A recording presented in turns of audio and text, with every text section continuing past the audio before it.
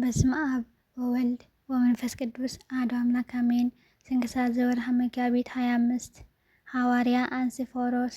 አንድ አምላክ በሚሆን በአብ በወልድ በመንፈስ ቅዱስ ስም መጋቢት 25 በዚች ቀን ከ72 አርድእት አንዱ የከበረና የተመሰገነ ሐዋርያ አንሲፎሮስ አረፈ። ይህንም ከእስራኤል ልጆች ከብንያም ነገድ ነው። ወላጆቹም የኦሪት ሕግ የሚጠብቁ ናቸው። እሱም ስራዎችን ባየ ጊዜ ትምህርቶችን በሰማ ጊዜ ጌታችን ተከተለው። ድንቅ የሆኑ ተአምራቶችንም እየተመለከተ ጥቂት ቀን ተቀመጠ። ጌታችንም በሀገረ ናይን የመበለቱ ልጅ በአስነሳው ጊዜ ከዚያ ነበረ። ይህም አይቶ ወዲያውኑ አመነ። ሌላ ምልክት አልሻም ብሎ ብልጭ ሲል የነበረ የአይሁድ የሕግ ፋና ትቶ ወደ እውነተኛው ፀሐይ ወደ ጌታ ኢየሱስ ቀርቦ ደቀ መዝሙር ሆነው እንጂ።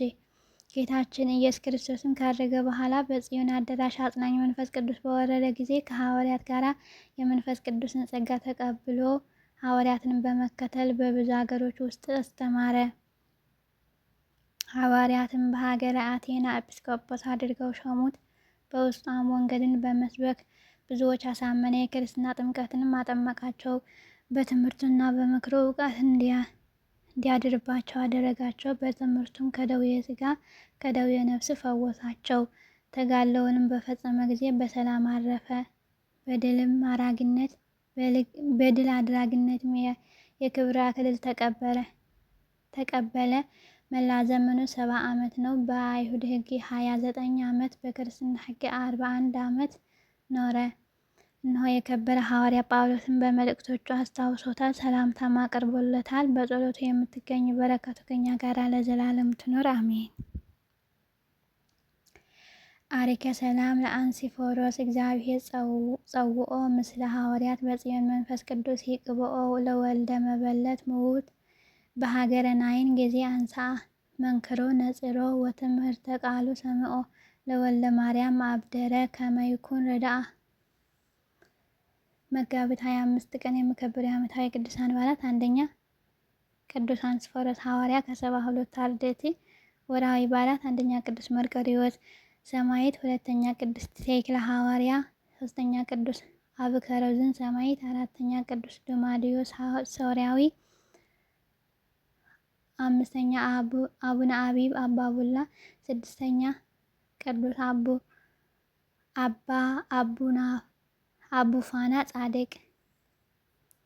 ከጥንት ጀምሮ እግዚአብሔር በብዙ አይነት እና በብዙ ጎዳና ለአባቶቻችን በነቢያት ተናግሮ ሁሉንም ወራሽ ባደረገው ደግሞም ዘመናትን በፈጠረበት በልጁ በዚህ ዘመን መጨረሻ ለእኛ ተናገረን።